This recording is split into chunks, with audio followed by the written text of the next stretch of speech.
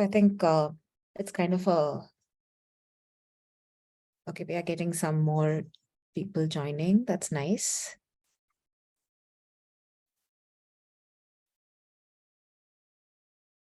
We would like to start on the dot at 4. My panelists have joined way ahead of time, so I would not like to make them wait beyond unnecessary time.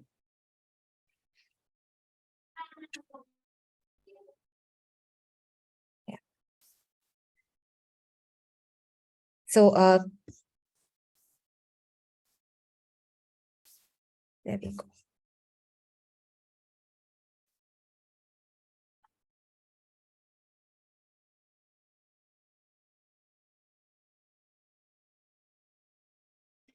Sorry.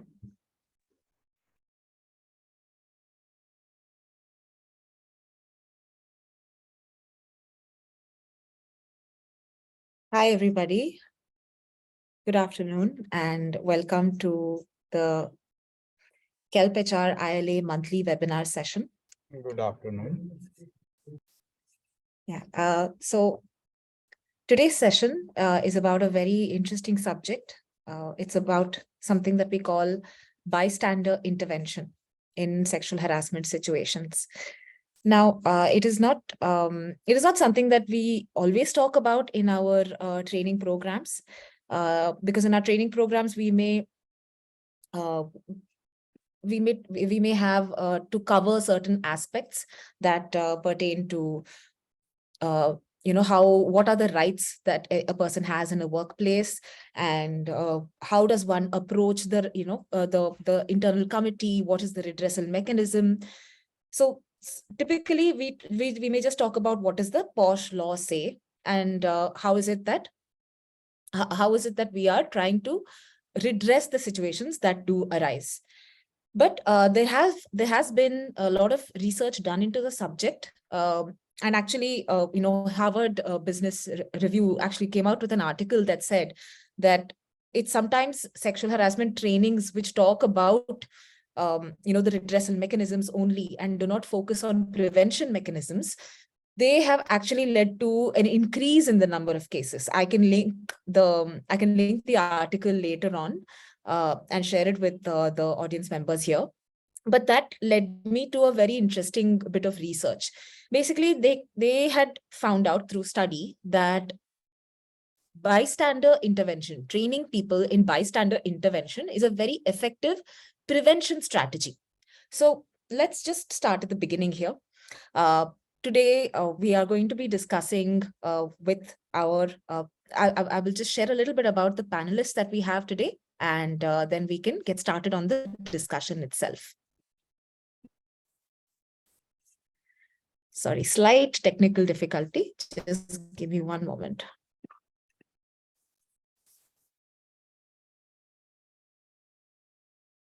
Yeah.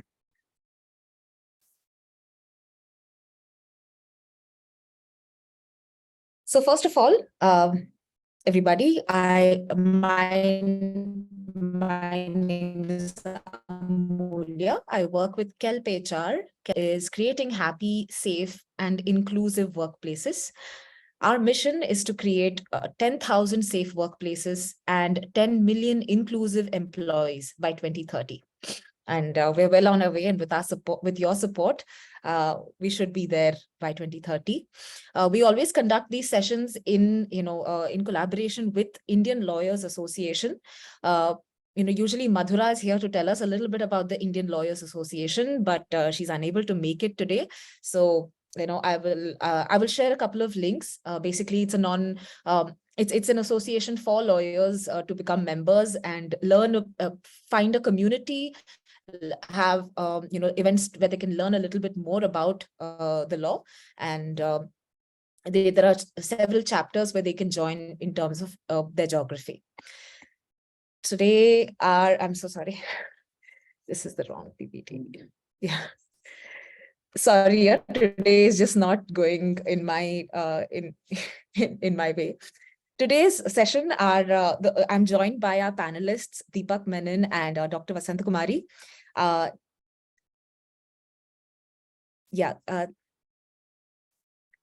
Dr. Vasanthakumari is a PoSH trainer and a PoSH consultant, a gender and PoSH specialist, having more than 3 decades of experience as a corporate and NGO consultant.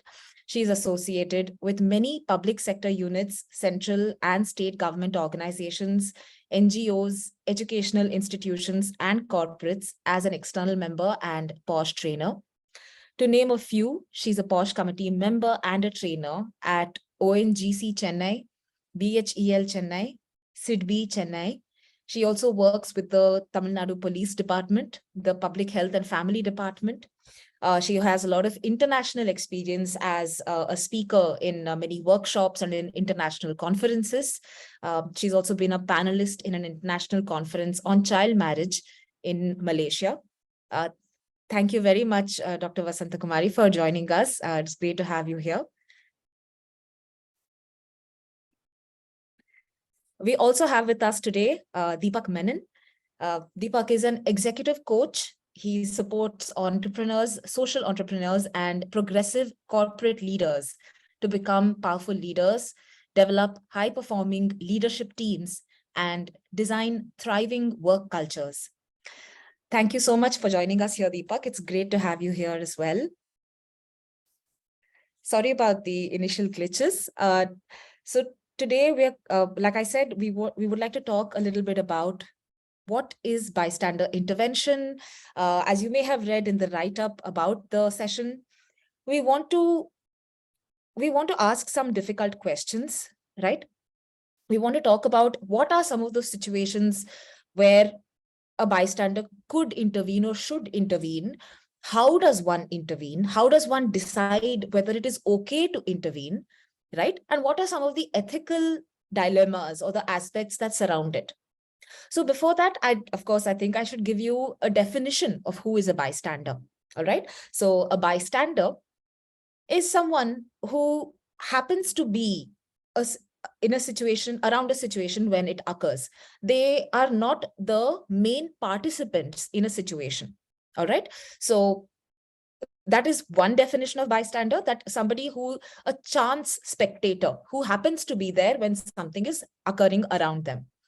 We also use the word bystander when we are referring to somebody who may be a witness, right? We may be talking about somebody who's a victim comes and confides in someone after something happens. So then they become, they get to know about the incident. And if they have the ability to do something about it, then also they are a bystander. So in the context that is specific to sexual harassment, we may be talking about situations where a person is present physically or virtually, where something is happening around them. And then, there comes a moment where maybe they sense that something is wrong or something is about to go wrong, right? And they feel, if I do something here, if I say something here, maybe that could help the situation. Or they may think, something is going wrong, but I am not going to do anything. This is not my problem. It's not my business. Maybe it's something private between them, or like, I don't know the history between these two. There are many ways in which we have this self-talk when there's a situation that's unfolding around us. So there are many kinds of bystanders that you can be, right? And another way of being a bystander, you don't have to intervene in the situation, but you may observe that something has gone wrong or is going wrong. So after it sort of calms down, you go speak to the victim. You go and ask them, are you okay? And can I help you with anything? Do you need anything? Can I, take you somewhere? So there are many ways in which you can be a bystander during the fact or after the fact. And even a confidant can be, for the purposes of this session, we can be talking about a confidant or a witness as a bystander. All right. I think at this point, I would love to bring in our panelists, Dr. Vasantha. So I wanted to talk to you about, is it unique in situations of sexual harassment, where the question of being a bystander suddenly or somehow becomes more difficult, right? As a person who is outside of the situation and observing it, does it increase the stakes somehow? Is it different, say, for example, rather than intervening in an accident situation, where there's an accident that's happened on the road, and you have to make a decision whether you're going to go and help that person. Maybe that decision is easier. What are your thoughts around this? Is there something unique about a sexual harassment situation where we need to think a little bit more about how does one intervene, or should they intervene? Ma'am, you're on mute. Good afternoon, everyone. Thanks, Amoolya, for asking this vital question here, because even forget about the traffic, accident and things like this on the road. Even there are two different things here in prevention of sexual harassment. One is prevention of sexual harassment at public space. You might have seen that, when you're traveling in a train or when you're traveling in a whichever mode you are. But when something happens to a girl, then definitely there are few people. In fact, I am surprised to see that people are today annoyed when the girls are traveling from one city to the other city through the, during the night time, and then when something happens, most of the time the other passengers, the co-passengers feel that don't disturb us, we have work tomorrow. That is the kind of attitude. But I'm going to discuss only about my area of specialization is kind of prevention of sexual harassment at workplace. Because this PoSH Act is exclusively for prevention of sexual harassment at workplace. As you rightly said that I'm also associated with the police department. That is the public space or POXO committee member, PoSH committee member. That's a different ballgame altogether. So here, for better understanding, we will stick on to the prevention of sexual harassment at workplace scenario. It is very difficult here actually, because the one thing, my career is also at stake. And then, why should I can give you two different scenarios, so that, because here they are looked at as onlookers and then like passive witness kind of things, the bystander. Here, whether you are going to get involved and you are going to be a bystander, or you are going to defend, or you are going to be an upstander. That's the challenge in front of you. See, we are able to see that different kind of interventions are happening, and I'm not saying that everybody is scared of. It is not that, but why should I? That's not my job. Because I can share you here, in a particular organization, the attrition rates are very high. And then obviously everyone knows that the sexual harassment cases are pretty high there in particular organization. At the time of exit interview, I was asking a lady, middle-aged lady, then what is the reason for resigning the organization, going out of the organization? She said that the harassment cases are very high. That is the reason why. Then why can't you escalate it? That's not my job, madam. So that is also there. Why should we unnecessarily get involved in it? So that should not be there. What we expect from the other people. There are two different things. One is bystander stress is also there. Sometimes that helpless situation, I'm able to see that the particular girl is going through all those things, but I'm helpless because the respondent is of the high position and things like that. I am helpless. That is the bystander stress. Here I would like to give you two different situations where, because as you know that I'm associated with more than 100 organizations, and then I have seen more than 1,000 sexual harassment cases over a period of 10 years. So I just wanted to give you two different situations. One is actually in a hospital actually. There is a HOD doctor, Dean, 54 years old. And then, he was actually one day, his friend happens to be there as a patient. After a long time, schoolmate, after a long time, he's meeting this doctor, and then, after taking the scan and everything, the medical reports, he wanted to interpret the medical report. And he being his very close friend, in a way, beyond the medical interpretations, For 20 minutes, he was talking, which is embarrassing situation for the nurses who were standing there actually. It's a very vulgar way of interpreting. I know you for a long time, even those days you used to be like that and things like that. And there was another doctor who's sitting next to the D, and then he was also felt uncomfortable, but he said that he kept quiet, and then 20 minutes it was beyond medical interpretation. That is what I wanted to say. And then these two girls felt very uncomfortable. And the other doctor said, "You both raised the complaint, and I am there as a..." And that is the kind of bystander strategy we expect.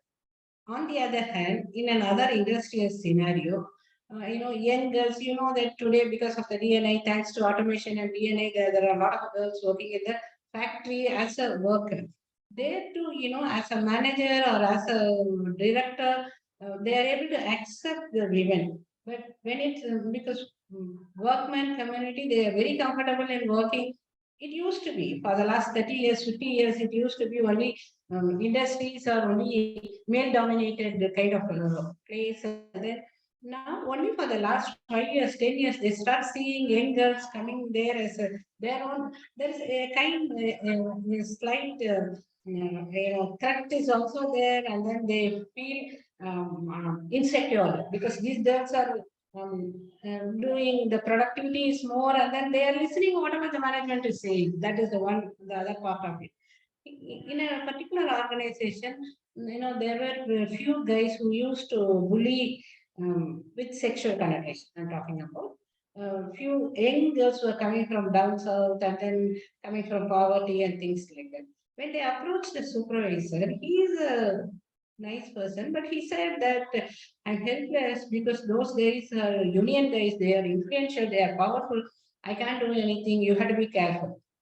See, these two scenarios, I just wanted to bring it here because in a particular situation, these nurses in the hospital situation, nurses did ask for the help from the other doctor. He volunteered and he wanted to help. And the worst part, at the time of inquiry, the doctor said that, "What did I do to the girls, the nurses?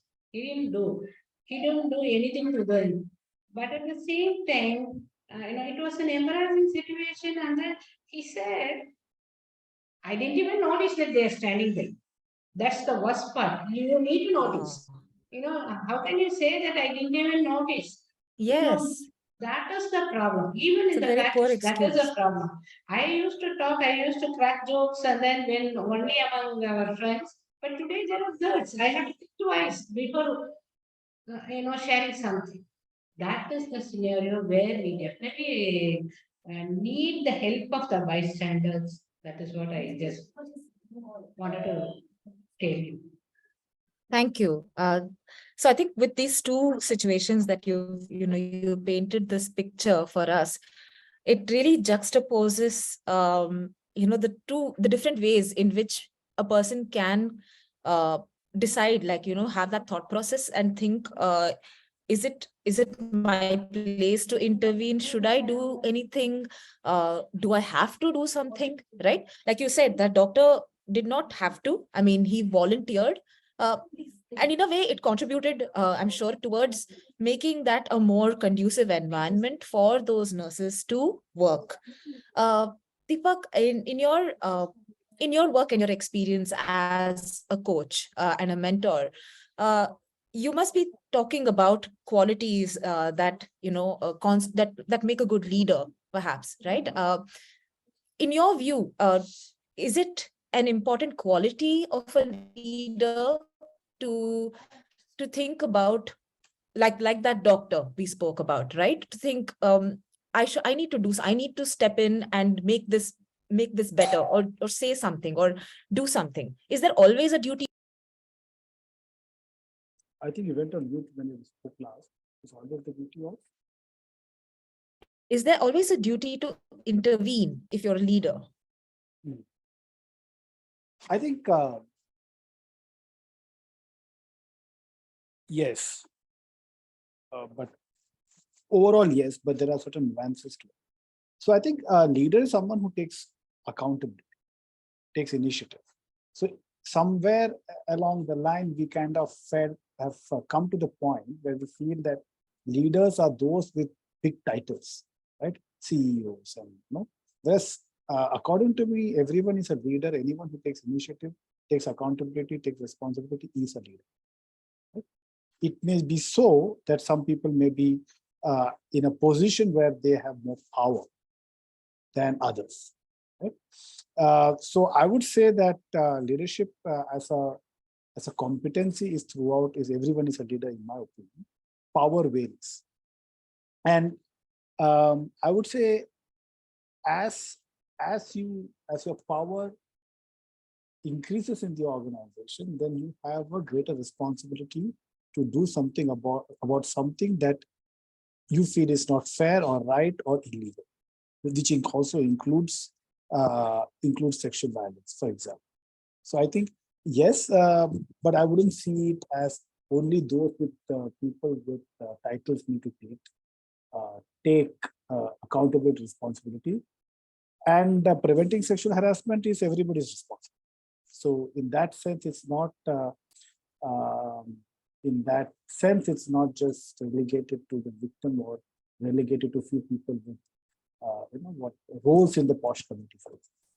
So yes, but having said that, some people have more power to shape the organization, and hence they would definitely need to be taking cognizance of what's happening in the organization, because it's the morally the right thing to do, ethically the right thing to do, and also from a very instrumental value, having a great safe work culture has business benefits as well. Fantastic. Yeah, so I think that's a good that's a good point that you made, saying it's not just on leaders, it's on all of us, because we all benefit from having a safe working environment. We all have to care about each other's experience of the workplace, how our actions may be affecting others.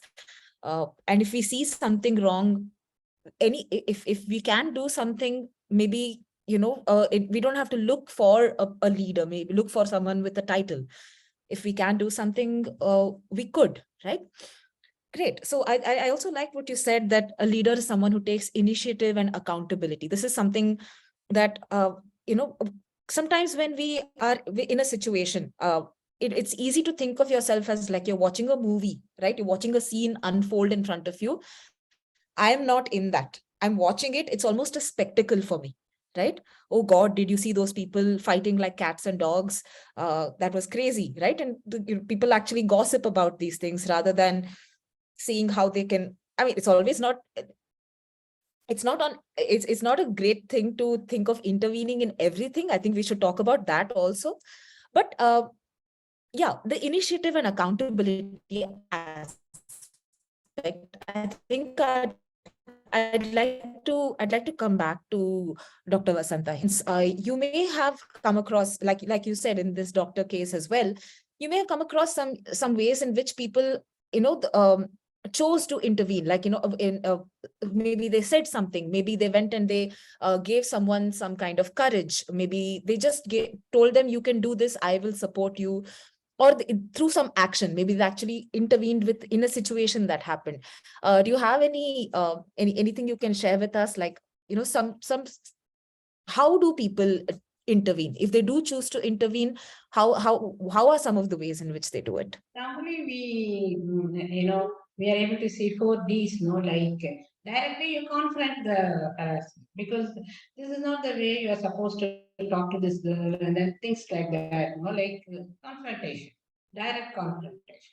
And then if you're not able to do that, you can actually, there are, as you say, the power is definitely very important. The harasser is a very powerful person in that particular organization. At least you can divert the conversation. You can say that he's talking something about a particular issue or something. You can divert the conversation. You can say that, doctor, there's a medical thing is in this particular case. You can divert it to, you can bring it back to the medical interpretation. So that is another way of thing.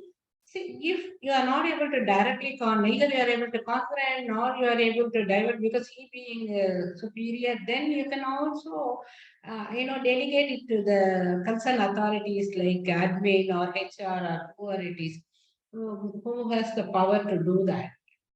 Generally, like the fourth way is the delay, like he can keep quiet and then, only after the sales, everything is over, you are going to support, that is also welcome. That depends on the personality of the bystander, how he wants to take it. There are people who are very aggressive, there are people extrovert, there are people introvert. The way they wanted to bring it, no, but all that we request is do something. That is the request. I like the way that you put it. I think the 4Ds, right? You said direct intervention, Direct diverting. or distract. Intervention is the second point, is the distract. Okay. Yeah, no, I was not thinking about the order. Rather, okay, so distract. So you're diverting the attention of the person away from the situation. It seems like a kind of low stakes. You're just removing that, I don't know, you're making the energy less conflicting. And there's, of course, directly you say something like you're not supposed to talk like that, or yeah, something that addresses the act over there. And then you said delay, is it? Yeah. Delay is you wait until the situation is over. Okay. And there was one more.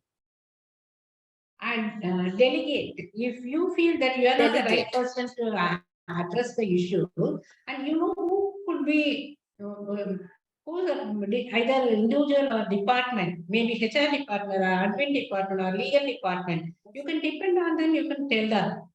So Okay. Is also, yeah. Okay. So that's a great point, right? You don't have to take it upon yourself.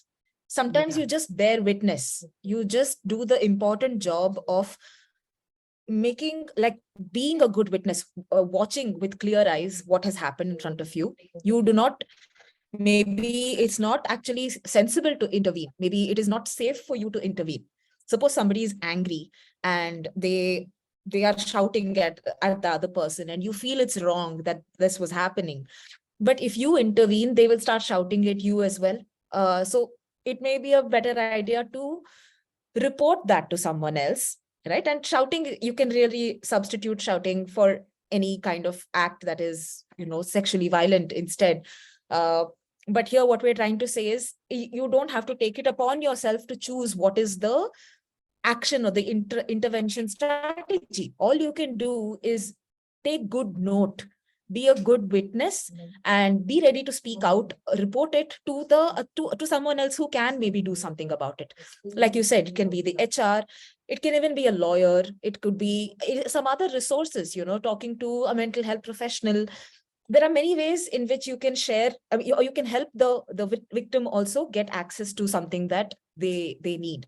All right. So the 4Ds: direct, divert or distract, delegate, and delay. Fantastic.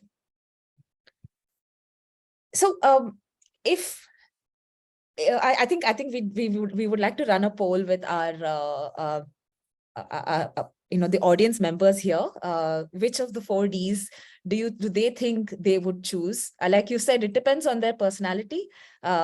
And the same strategy may not apply every time, but you have to look at the situation, you have to assess your own safety, you have to see whether your intervention may make the situation worse. You see, it's not always the right idea to intervene, right? And there's also a difference between what is maybe the ideal situation and what actually happens, right? Deepak, I would love to come back to you on this. So there is obviously the ideal and there is the reality. And there's also the question of, is it always necessary to intervene, right? Now I'm coming to you as maybe like, any person in a situation, but let's say somebody with a little more ownership or a little more accountability, right? That leadership quality that we were talking about. is it always a good idea to intervene? And how do we take the cue? Like, when what actually happens in reality in terms of when are the stakes higher and when is it absolutely necessary and when is it okay to just sit back and watch something unfold? Hmm.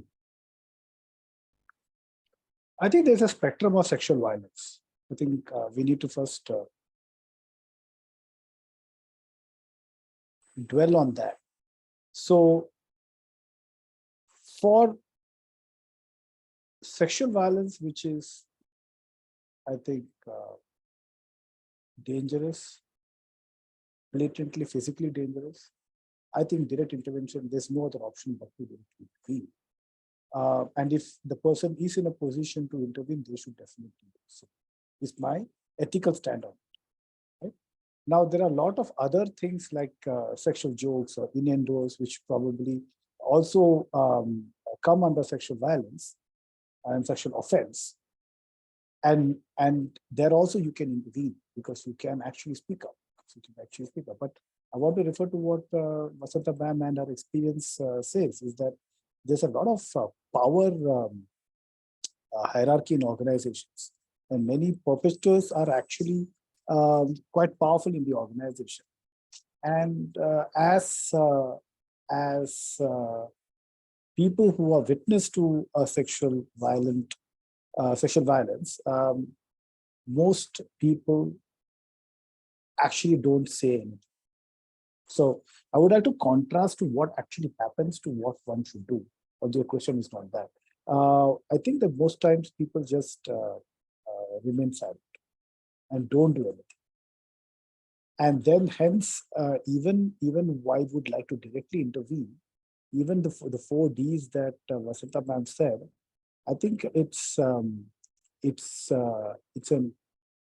good tactic for in many organizations, because it may not it may not be the ideal intervention, but perhaps that might be the easiest intervention to take. It may not be a wholesome intervention, but it might be the intervention that one is able to take, or wanting to take, or willing to take. I think that I would say that is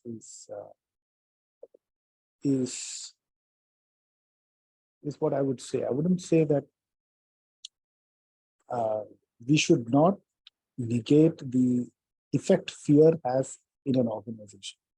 So most organizations are run on fear and fear-based leadership and management models, and they are usually not very good places to work. So we are all talking in an idealistic scenario, in a out of context scenario. I think when these crimes happen inside a context, I think the bystander generally doesn't do much. So what is the minimum that they could do? I would start from there. Yeah. Did I answer your question? I think so. But you definitely gave me something to think about. Yeah. Wow. I think that's too. Vasantha Ma'am would like to say something. Yeah. Yes, please. We are sensitive from this leadership point of view. That is very true. And then there are a few messages I am able to see. I just wanted to say, have you done with it, Mr. Deepak? Yeah, I'm done. Yeah. Somebody was asking that when there is no evidence or witness, how to prove it. Actually, as per the law, it is very clearly stated that that is because she is not able to substantiate with evidence or witness. It doesn't mean that it is a false or malicious complaint. It is the duty of the IC committee to prove it. The malicious intent has to be proved by the committee member. So not necessarily, because most of the time nobody is going to harass in front of somebody. Most of the time these girls are unable to produce neither the witness or evidence. So that is a question here, message here. I just wanted to answer this message. So need not worry. I can give another example of a case study here. In an organization, It's a zero tolerance, it's safe work organization. It's a private bank, huge private bank. And then, there are kind of, I would like to give this example here. Yeah, it's a transparent organization. Glass doors and nothing can happen. Transparency, I'm not only talking about the physical transparency, everything is transparent there. And there are 60 odd people are working there in the same hall, and the manager's cabins on your right, glass doors. And there is a manager who's working there for more than 6 years. There is a girl who, right from the college, the campus recruit, and then she's working under him for the last 3 years. She's hardly 23 years old. See, we talk so much about the way the girls are, because in corporates it is kind of a fancy term. No? The way the girls are dressing is the reason behind the sexual harassment. That is not true. In this case, actually, this girl used to wear burqa 24/7. And then, even for her, there is a harassment happened there. One day, actually, he was supposed to present, he was having a meeting with the MD the very next day. He was requesting her, can you prepare a PPT? The manager was requesting this young girl, can you prepare a PPT so that tomorrow I have a meeting, and then unfortunately I have a vendor meet outside till lunch. Only by 2 o'clock I will be coming and joining, but I have a meeting with the MD at 4 o'clock. If you can prepare it, that will be helpful. She said, I will do that. Then the very next day, as he said, he was able to join only during the lunch time. Everyone is gone for the lunch, and she was completing her presentation there. And he was asking her, is it ready? She said, yes, ready. Please bring your laptop. She went inside with the laptop, and she was able to run the PPT, and he was quite happy with that. And he said, I also have a graph in my mobile phone. If you can add that the end of your presentation, we are done with it. She said, yes, please please share it. And since he just entered into the office, he switched on the internet and then system and everything, and he just gave it to her. Within 36 seconds, because the recording was there, 36 seconds, this girl just threw the phone down, and then she didn't know how to react to it, and then she went out. And he was surprised, why this girl is behaving funny, and then he picked up the thing, and then he happened to see that a porn video was running in that action. And then this situation, she didn't know how to react to him, because sometimes these girls are coming from traditional background, and then when they go and share it with the parents, the first thing they used to say that this is the job. And there is a good organization, even this manager, all the girls love to work under him, report to him, because he is such a genuine person. So she doesn't want that to happen for her. That is the reason why neither she is able to share it with somebody, nor with the not able to accept. Then literally for 2 days, literally physically she was ill. Her father was able to understand something wrong with this girl. Next 2 days she didn't turn up, and then the third day he was asking, what's wrong with you? Please share it. That's the level of tolerance. And then she started crying, and then what he said, okay, your organization is a zero tolerance organization. You are presiding officer sitting in the 6th floor. You go approach her. There's no evidence, no witness. Even if it's a true case, by this time you would have deleted everything. But still, we cannot say no to her. And then lot more difficulty, because he being such a genuine person, with lot of hesitation we have called him, because having received a complaint, we have to call him. And then he said, I totally accept my problem, because I never knew that somebody can say, this is the first time I'm seeing something happening to my mobile. And then the moment I switched on, it started downloading, and in our WhatsApp group, out of 50, only we know 5 people. And then 45 people, strangers. A stranger has sent it, and then started downloading. The moment I get this, see, it started playing. It's a mistake. I should have seen what is happening, but it was not intentional. But there is a clause in the law: intent versus impact. Your intention may be pure, but if it creates an impact, we have to go with the written statement. So what I wanted to tell you, it is not necessary that always they have to substantiate with witness or evidence. Thanks for the opportunity. Thank you. Thanks for clarifying that. So, yeah, I think this question of the question of evidence and witnesses, it is especially hard in sexual harassment investigations. These things happen they don't leave a trace. It is hard to inquire into these matters. People can deny their intent later on, even if they had intended something. I'm not talking about the case that you brought up, but intent is also hard to establish. The point is, in establishing that something happened for some reason after the fact is always a challenge. And, the job of internal committee several times is very difficult and also thankless, because many times the internal committee feels that it has done the right thing, but nobody's satisfied with the outcome that comes out at the end of it as well. I think that's a way for us to come back to talking about, intervention, and about bearing witness. How maybe being a good witness, how maybe talking being able to give a statement that that can conclusively help, the case proceed in a particular direction, can really serve the causes of justice. So here, I wanted to bring up that, recently we were dealing with a case where the respondent is very powerful. Okay. And there is it's a small industry. There are a few experts in that industry. So whichever team they are working in happens to be there are only maybe 5,000 such people in all of India, right? So it's a small community, so to speak, and many people know each other. So this person has been accused of something. They have said, I mean, they have named people who were bystanders to that occasion, and I think they thought that their statements would support the respondent, but it turns out that they had seen a different way, that this way of the situation playing out.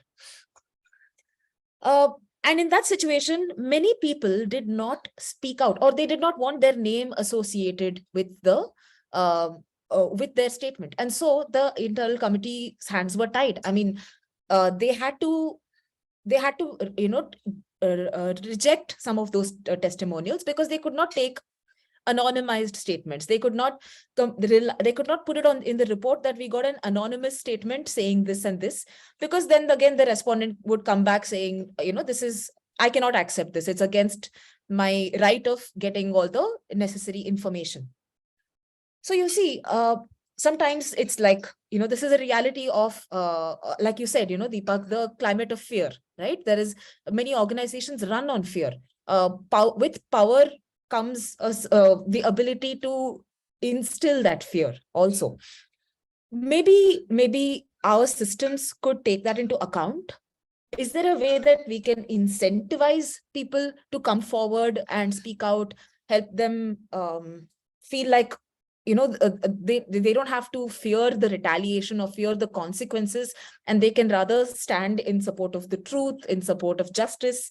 Like we have in corporate law, we have something called a whistleblower, right? A whistleblower protection. And while, many times law says one thing, but reality is also something else. What the law seeks to do is that if somebody notices a wrongdoing, right? If they get to know of something that is wrong in the corporate practices, maybe somebody is cooking the books, somebody is getting a lot of kickbacks, they can blow the whistle about it. They can drop an anonymous tip, and if the management can do something about it, they can drop a tip to the right people, and actually some action can be taken, some investigation can be done, and some action can be taken. Is there a possibility of rewarding or creating incentives for people to be better bystanders? And this is, I would like to, ask both of you. It's not really directed to anyone. I think incentives are twofold. One is that something bad happens to you if you do something. or something good Yeah. happens to you if you do something, right? So if you look at it that way, like most of law is like that. So if I would say like trying to give positive reinforcement, I think that I would rather tilt towards the side if you can take away some of the negative impact if I whistleblow, or if I give my testimony, or if I bear witness to what has happened, I think that will go along. I would actually start there. And you're right, many organizations are fear-based, but PoSH is a law. So it's not something which is optional for organizations. They have to do it. So I think that can be seen as a foundation on top of which you can build the organization culture. By the way, the organization culture could still be bullying. The organization culture could be very hierarchical and a toxic work culture. But that work culture need not have sexual violence. Fair enough. Yeah. You understand, right? And it could very well be the organization is very familiar. It's very, but sexual violence is allowed to happen. Right? So it doesn't mean that difficult workspaces need to be. So I just wanted to break that dichotomy there. I would actually start with a lot of training and awareness first. I think a lot of bystanders don't know what to do. They don't feel confident they have the skills to intervene. They don't feel that they have the right to intervene. They think that someone else will do it. They think that I'll be negatively judged if I intervene. Something bad will happen to me, my career, all these things. So there's a lot of fear, which is real or imagined. I suppose one has to start with a lot of awareness building and training. And in fact, you know how PoSH training is given every year to every employee, but it's not taken very seriously. In fact, it's only done once. In fact, if that kind of training is given almost on a regular basis and people won't get their increments or won't have their whatever, what do that happen? A performance appraisal that happens every year, they can't take their performance appraisal if they don't go through series of trainings. Then perhaps you have to link it to what systems which are already there in the and I think training, awareness building, I think it's a starting point. I'm not saying that that is the end all. But like what other systems that one can create? Like you have a whistleblower, but you have whistleblower act. Right?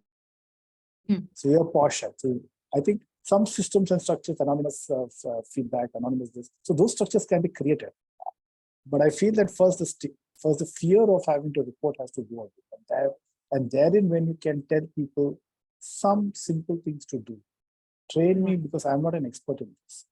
And remember, being a bystander to sexual harassment at the workplace comes from being a bystander of sexual harassment at society level. So the organization is a microcosm of society. Because we have got used to be bystanding and not doing anything about sexual violence and harassment in our general day-to-day lives, expecting that bystanders will do something different at the workplace is what happens. It's not going to happen.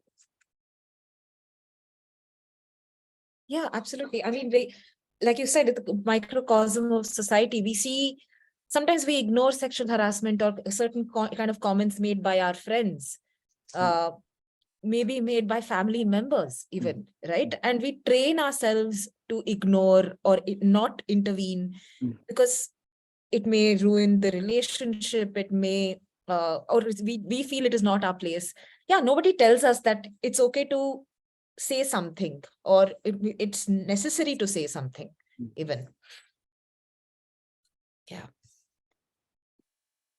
Great. I think we've got a few questions also. I would like to and a few comments and I'd love to share them with our panelists.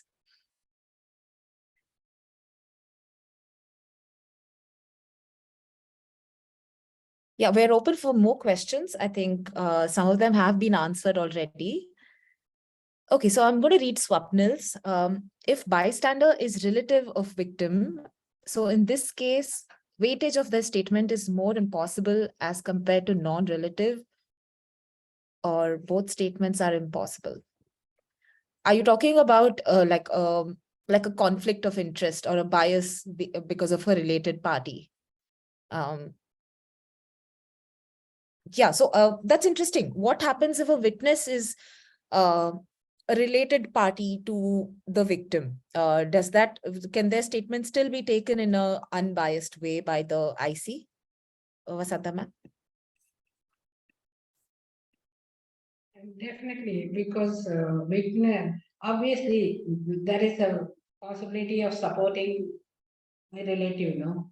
So we will think twice before taking that, considering that as a, because that is why there are a lot of classes in that, when I work, see, I have rejected a couple of organizations because couple of my relatives are working in that particular organization. I don't want to be a external member.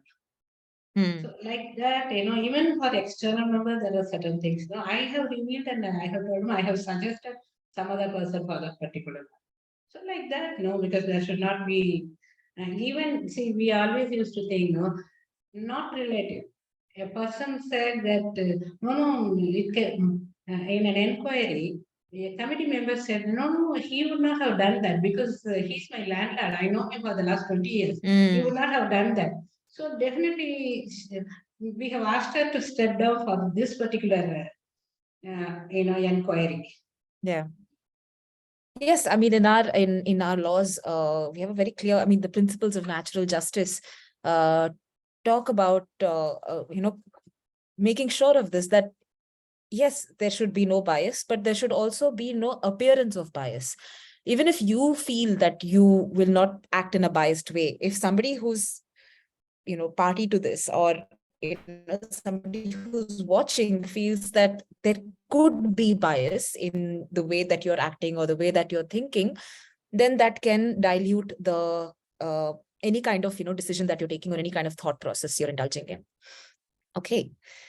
Amrita asks, for students who go for internship and one happens to be a bystander, how can this bystander student handle the situation?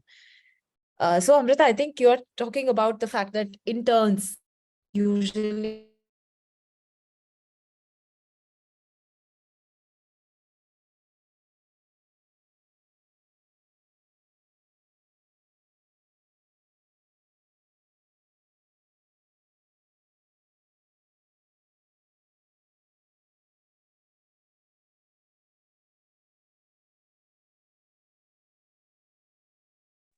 Sorry, I think we lost Amoolya. By the time she comes back, I want to read out one question that came up on the chat box. There's a person who's asking, what are the 3 most important tips you would give for a bystander training? Would one of you want to take up that question? I think it's Vasantha ma'am, if you can take that question. I'm sorry, what is the question? The question about what are the 3 most important tips you would give for a bystander training? Yeah, because they have to think there are 2 things. One is the environment and the power, and then the organization culture. Third point is actually the bystander personality. These 3 we have to think, because they should not see today they are able to confront, and then tomorrow when they face the problems they are unable to manage, and then I should not have done this. That should not be the case. See, whatever way, as we discussed initially, the 4 Ds, whichever, see, nothing wrong in that. Even I was able to see that a delay may dilute the thing. Yes, true, but I'm an introvert. I cannot fight at that point of time. So I'm helpless. He's my dean. How can I do it? So in that case, that is also okay. Some way or the other, you are doing it. So these are the certain things. The culture of the organization. See, one thing, we being we have the role, being the external member, to advise the organization management to have the posters, and then keep informing the information is very important. See, there are many organizations for the sake of having the external committee, they are having it. when we ask them, do you know who's the chairperson? I really do not know. There are organizations who are giving inputs once in 3 months. Online training he has cleared, madam. See, it is yet another, once in 3 months. I keep receiving a lot of junk from my HR. This is one among them. This should not be there. Some kind of, awareness has to be created. And by bystander, somebody was asking about interns. Interns are the worst, target actually. Interns, according to us, I'm sorry to tell you, because there is a possibility of promising them that demand for sexual favor, saying that there is a possibility of getting a confirmation here, things like that. That is the quid pro quo kind of things are happening. So definitely awareness creation is a must there, and then we need to have the posters everywhere. And I know that KelpHR is doing that audit, and few of the organizations last year, one of my client organization got the best workplace award from KelpHR. Why I'm telling you, we are, with our experience, we are informing them, we are motivating them to have all such things in place. That will help us to reduce the number of cases. Thank you so much. I think Bhumika's here. I mean, Amoolya's here, sorry. Hi, yes, I'm back. I shared one question that came to me directly. Amoolya, you can take it forward. No, Deepa, actually, since I restarted, the questions are no longer showing on my chat. So, yeah, if there are any more questions, we can just direct them. I think there's one question, Amoolya, that was raised by, which you were actually taking up for students who go for internship and one happens to be a bystander. How can this bystander student handle the situation? And Vasantha ma'am spoke about how interns are specifically more at threat of sexual violence than other people. But for a bystander, I was thinking, what for me, and that's a question I think for us to think over. When somebody's an intern, the person is probably one of the most, the newest person, also not the most confident person in the workplace. Right? They just recently joined. And if you're a bystander in that situation, I still think leadership can be shown. So for me, more than leader is the leadership, and leadership is like an initiative and accountability. And I think it may be a more difficult thing for an intern to do, but it is also perhaps it's doable. It's doable that they can also, using the 4D approach, can intervene in a particular situation. And I think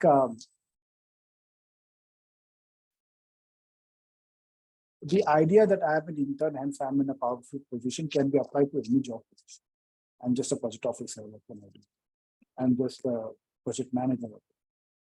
So it's something that can always think that I am actually quite helpless, but really, in many cases, you are not.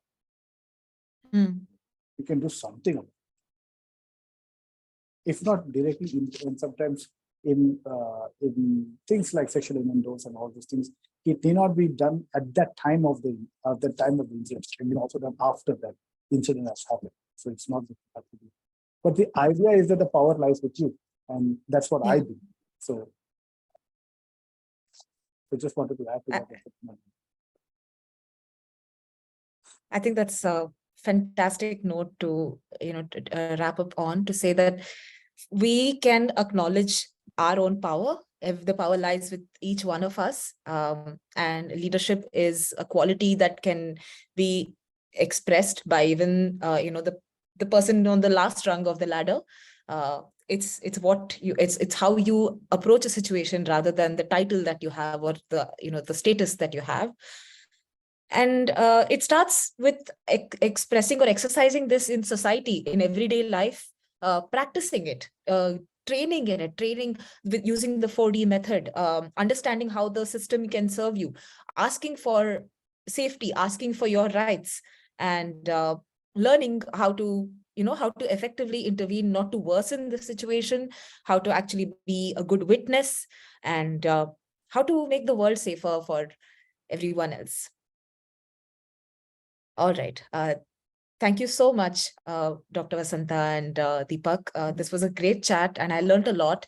And all the audience members who asked all these questions, and for your patient listening, I really appreciate it. We will be back next month, and until then, you can check us out on our YouTube channel.